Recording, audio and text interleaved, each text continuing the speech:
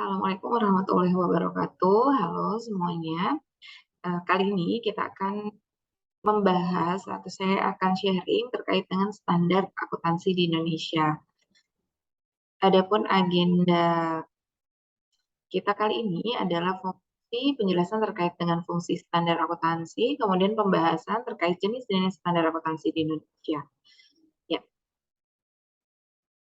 Nah, selanjutnya adalah sebelum kita masuk kepada standar, jadi kita harus tahu dulu gitu bahwa akuntansi ini penting bagi perusahaan-perusahaan. Kenapa? Dalam akuntansi itu kan menyediakan informasi bagi uh, pengambil keputusan bagi berbagai pemangku kepentingan. Gitu. Nah, pemangku kepentingan ini siapa aja? Ada investor dan calon investor, kreditur dan calon kreditur, supplier, pemerintah, masyarakat, dan sebagainya. Nah, selain daripada itu, output yang dihasilkan akuntansi juga merupakan salah satu bentuk keterbukaan, transparansi, akuntabilitas dari pengelolaan perusahaan. Seperti itu.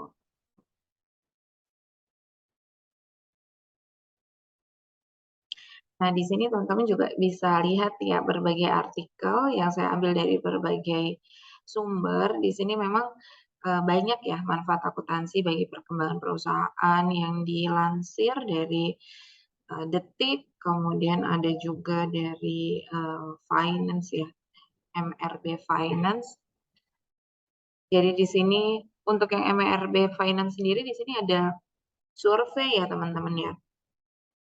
Survei dari 500 investor di Indonesia itu kira-kira seberapa penting sih laporan keuangan bagi investor, dan di sini 82%-nya memang jawabannya adalah di sini berinvestasi karena melihat laporan keuangan perusahaan. Jadi di sini bisa dibilang ya penting ya, karena jawabannya sendiri adalah investor itu terdorong berinvestasi karena melihat dari laporan keuangan.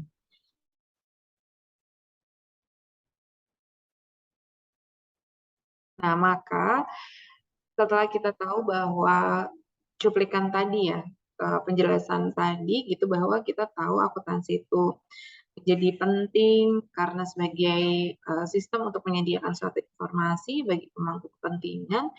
Nah, di sini output dari sistem informasi akuntansi atau akuntansi itu sendiri kan adalah laporan keuangan. Namun laporan keuangan yang seperti apa sih yang dibuat oleh entitas? Apakah dari entitas satu atau dalam hal ini misalkan emiten satu dengan emiten lainnya berbeda-beda dalam menyusun laporan keuangannya, laporan laba ruginya, kemudian ada pengungkapan yang ya udah deh terserah kami aja misalnya seperti itu, apakah bisa. Nah, ternyata itu memang untuk laporan keuangan sendiri itu sudah distandarisasi gitu. Ada standarnya, ada standar akuntansinya.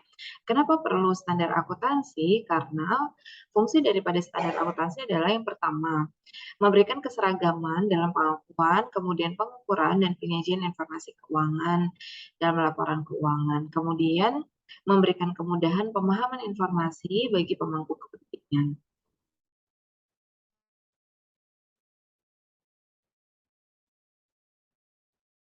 Ya, setelah rekan-rekan tahu terkait dengan fungsi-fungsi dari standar akuntansi, maka kita akan masuk kepada jenis-jenis standar akuntansi keuangan di Indonesia. Ya, saya ambil dari Mobile AI Global ya, teman-teman. Di sini yang pertama adalah standar akuntansi keuangan atau biasa disebut SAKU. Di dalam SAK umum ini ada pernyataan standar akuntansi keuangan ya, teman-teman. Kemudian setelah SAK umum, di sini ada standar akuntansi keuangan entitas mikro, kecil, menengah, atau disebut juga dengan SAK MKM. Kemudian ada SAK etap, standar akuntansi keuangan entitas tanpa akuntabilitas publik. Kemudian ada yang terbaru ya, SAKEP, SAK entitas privat, dan kemudian ada SAK syariah. Selain itu, teman-teman, di Indonesia juga diberlakukan standar akuntansi bagi pemerintahan ya. Nah, di sini adalah standar akuntansi pemerintah atau SAP yang mengacu kepada peraturan pemerintah PP nomor 71 tahun 2010 sebagai pengganti PP nomor 24 tahun 2005. Seperti ini ya, nanti bisa teman-teman pelajari lebih lanjut ya dari website www.ksap.org.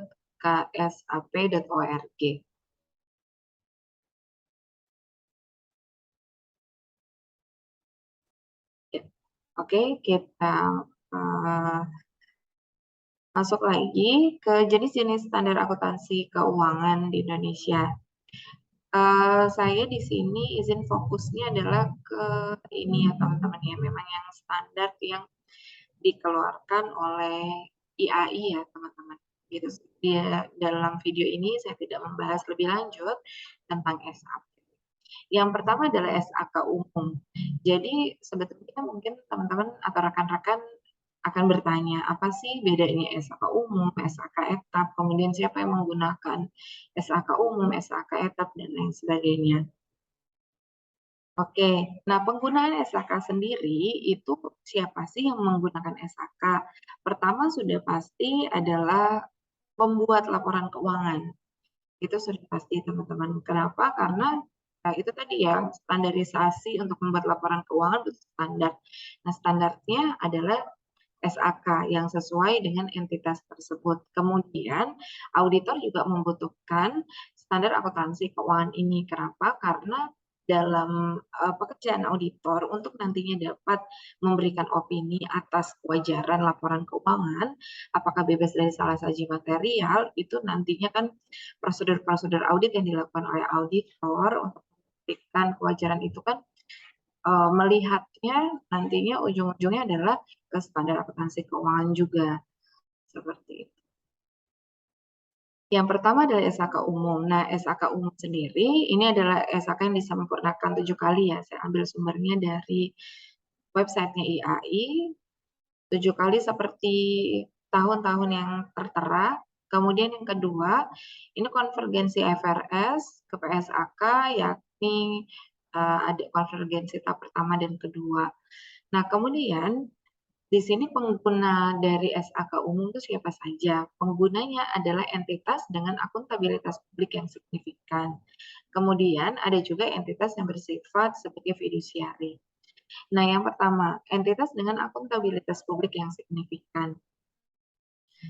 Nah, artinya adalah entitas ini itu memperjualbelikan sahamnya ya, atau dia menerbitkan juga obligasinya ke bursa, teman-teman. Kenapa? Karena ketika entitas itu melakukan listing di bursa atau tadi ya mencatatkan saham atau obligasinya di bursa, berarti di situ kan dia menghimpun dana ya, dana dari masyarakat seperti itu. Nah, maka di sini kepentingan untuk akuntabilitas publik entitas tersebut itu tinggi. Makanya di sini disebut akuntabilitas publik yang signifikan.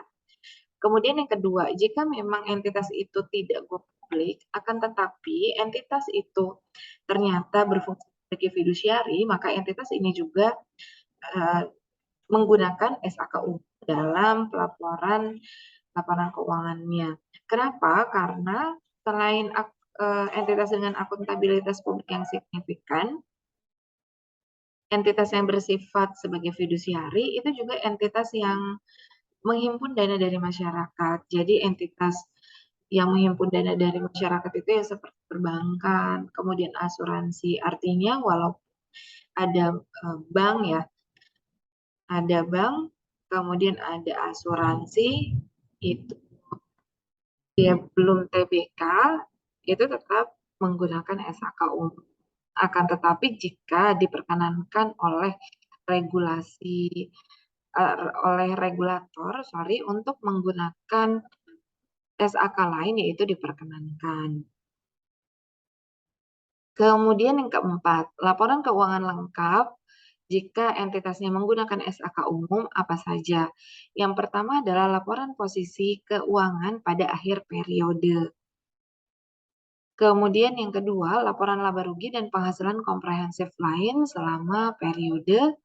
kemudian laporan perubahan ekuitas selama periode, laporan arus kas selama periode, dan catatan atas laporan keuangan. Mungkin di sini teman-teman lebih banyak mengenal yang A sampai dengan yang D, di mana memang informasi yang tersaji di laporan posisi keuangan, laba rugi, dan penghasilan komprehensif lainnya, perubahan ekuitas dan arus kas itu memang laporan kuantitatif ya. Hanya saja teman-teman karena sifat dari keempat laporan tersebut kan informasi-informasi yang tersaji pada keempat laporan tersebut itu adalah informasi yang penting ya. Artinya ada minimum item yang harus tersaji seperti itu. Jadi bottom line-nya saja atau highlight-highlight yang penting yang ada di situ. Misalkan nanti di laporan posisi keuangan ada total aset tetap, property plant and equipment-nya ada secara total. Akan tetapi jika teman-teman mau tahu lebih lanjut saldo awalnya berapa, kemudian penambahannya seperti apa, mutasinya, itu teman-teman akan tahunya di catatan atas laporan keuangan. Atau teman-teman mau tahu lebih lanjut, misalkan investasi perusahaan ada di mana saja, itu teman-teman juga tahunya ada di catatan atas laporan keuangan, tidak pada laporan posisi keuangan, karena di situ hanya highlight bottom line-nya saja. Seperti itu ya. Nah, oke. Kemudian yang kedua adalah SAK etap atau SAK entitas tanpa akuntabilitas publik. SAK etap itu efektif per 1 Januari 2011. Penggunanya adalah entitas tanpa akuntabilitas publik. Atau bisa juga entitas dengan akuntabilitas publik, namun memang diperbolehkan oleh regulator untuk menggunakan SAK etap. Nah, berarti yang menggunakan SAK etap itu siapa? Yang pasti adalah yang tidak menggunakan SAK umum. Seperti itu mudahnya. Nah, hanya saja nanti bisa difilter bahwa yang menggunakan SAK etap selain tidak menggunakan SAK umum, itu tidak termasuk kategori UMKM yang disyaratkan oleh Undang-Undang UMKM. Jadi kalau dia bukan UMKM dan dia juga tidak pas untuk menggunakan SAK umum, maka dia memakai entitas tersebut menggunakan SAK etap. Seperti itu. Nah, SAK etap sendiri lebih sederhana ya, sebetulnya dari SAK umum. Laporan keuangannya yang pertama ada neraca, laba rugi, laporan perubahan ekuitas, laporan arus dan catatan atas laporan keuangan. Oke, kemudian selanjutnya ada SAK EMKM. SAK EMKM ini efektif per 1 Januari 2018. Nah, kemudian penggunanya adalah entitas tanpa akuntabilitas publik yang signifikan yang memang memenuhi kriteria MKM ya teman-teman, sesuai dengan undang-undang MKM. Kemudian di sini laporan keuangan lengkap, ada laporan posisi keuangan,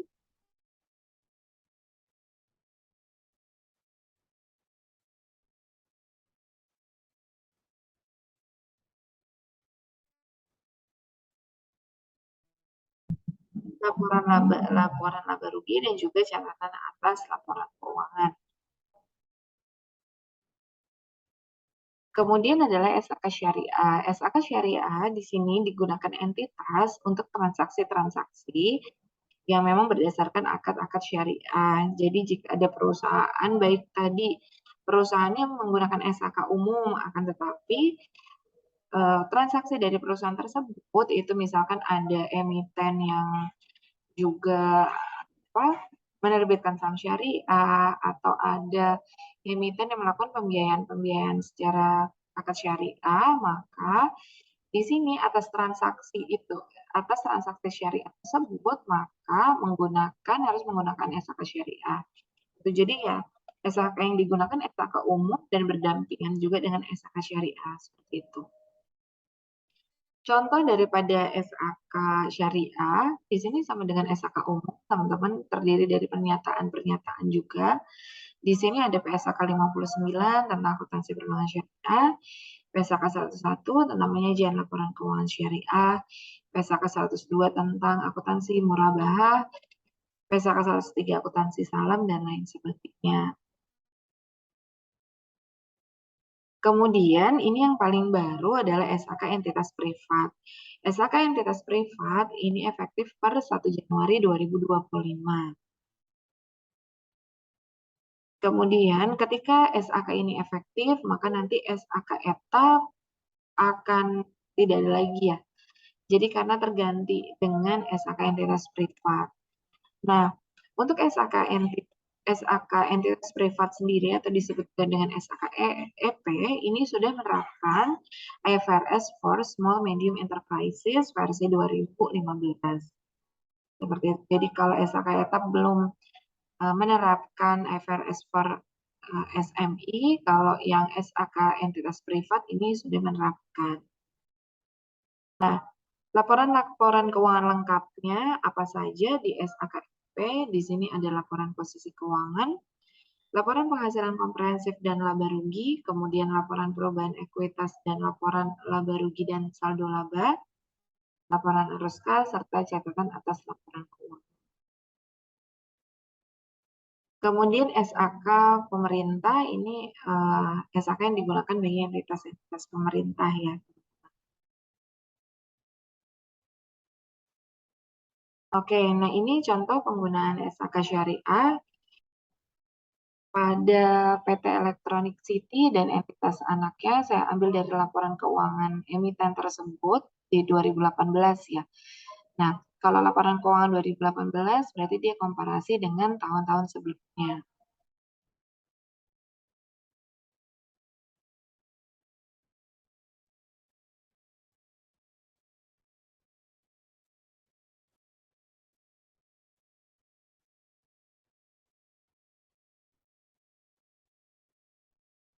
Nah, pada CALK nomor 2 atau catatan atas laporan keuangan nomor 2 tentang ikhtisar kebijakan akuntansi dan pelaporan keuangan penting, di sini yang poin A, di situ tertulis bahwa laporan keuangan konsolidasian disusun dan disajikan dengan menggunakan standar akuntansi keuangan di Indonesia meliputi pernyataan dan interpretasi yang diterbitkan oleh Dewan Standar Akuntansi Keuangan IAI dan Dewan Standar Akuntansi Syariah. Seperti itu. Berarti di sini ada transaksi-transaksi syariah.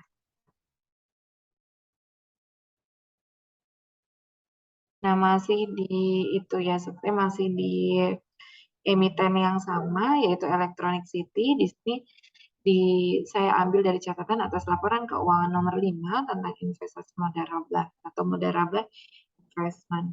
Seperti ini pengungkapannya, teman-teman. Dapat dilihat ya, berarti khusus untuk ini, teman-teman, Electronic City itu menggunakan SAK Syariah untuk pengakuan dan pengukuran atas investasi mudharabah. Ya, kemudian di sini saya juga menyajikan klasifikasi MKM sesuai Undang-Undang MKM, Undang-Undang UMKM.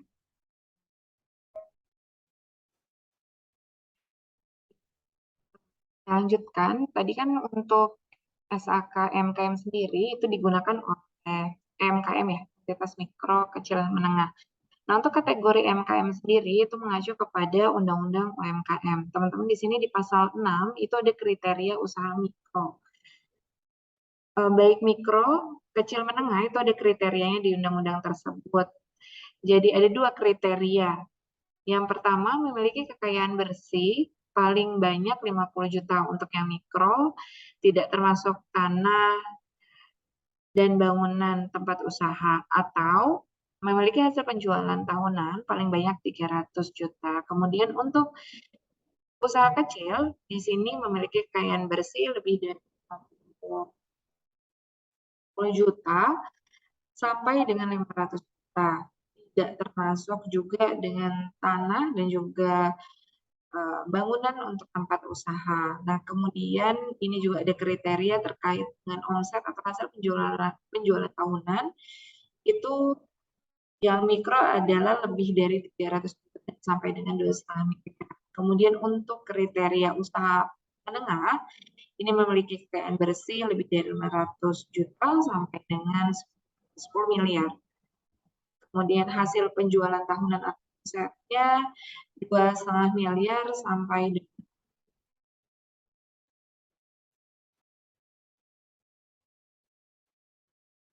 dengan 50 miliar ya.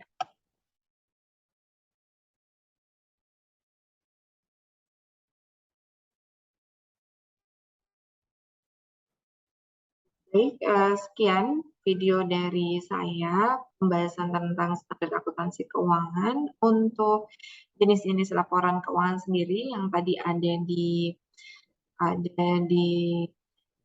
dalam penjelasan, maka akan saya lampirkan video terpisah. Baik, semoga bisa membantu teman-teman dalam memahami tentang standar akuntansi keuangan yang berlaku di Indonesia. Dari saya terima kasih. Assalamualaikum warahmatullahi wabarakatuh.